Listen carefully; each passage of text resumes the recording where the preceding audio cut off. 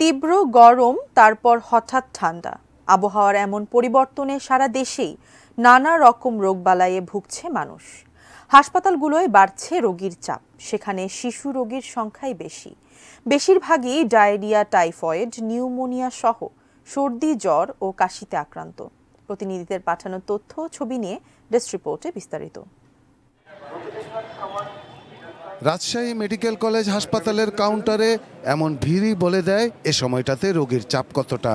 ভিড়টা মূলত শিশু ওয়ার্ডে ভর্তির জন্য। শিশুদের নানা সমস্যা নিয়ে এসেছেন অভিভাবকরা, চিকিৎসা নিতে আসছেন বয়োবৃদ্ধরাও। হাসপাতালে শয্যা সংখ্যার কয়েক গুণ বেশি রোগী ভর্তি। উত্তরবঙ্গের আরেক বিভাগীয় শহর রংপুরে মেডিকেল কলেজ হাসপাতালে রোগী আসছে আশেপাশের জেলা থেকেও। শিশু ওয়ার্ডে 50টি শয্যা থাকলেও সেখানে ভর্তি কয়েক গুণ রোগী।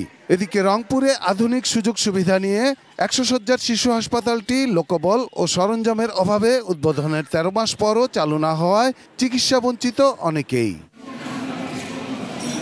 খুলনা মেডিকেল কলেজ হাসপাতালেও জ্বর, গলা ব্যথা, ডায়রিয়া, শ্বাসকষ্ট, সর্দি কাশি সহ নানা রোগে আক্রান্ত শিশু ও বয়োবৃদ্ধদের সংখ্যা বেড়েছে। বহির্বিভাগে প্রতিদিন 1,500 থেকে 2,000 রোগী চিকিৎসা সেবা নিচ্ছেন। এ সময়টাতে বেশি করে পানি পান করার পাশাপাশি বাড়তি সতর্কতা নেওয়ার পরামর্শ দিচ্ছেন চিকিৎসকরা। জ্বর, গলা ব্যথা এভরিথিং নিয়ে আসছে, বেশিরভাগ জ্বর আসতেছে, যে পেশেন্টের এগুলোই বলতেছে যে আমি ওষুধ খাচ্ছি, জ্বর চলে যাচ্ছে, আবার জ্বর আসতেছে।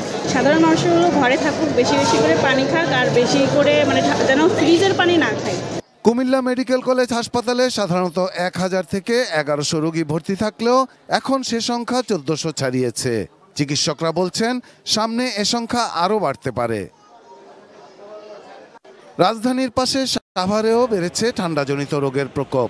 আক্রান্ত শিশুদের দ্রুত বিশেষজ্ঞ চিকিৎসকের কাছে নেওয়ার প্রয়োজনে হাসপাতালে ভর্তির পরামর্শ দিচ্ছেন চিকিৎসকরা।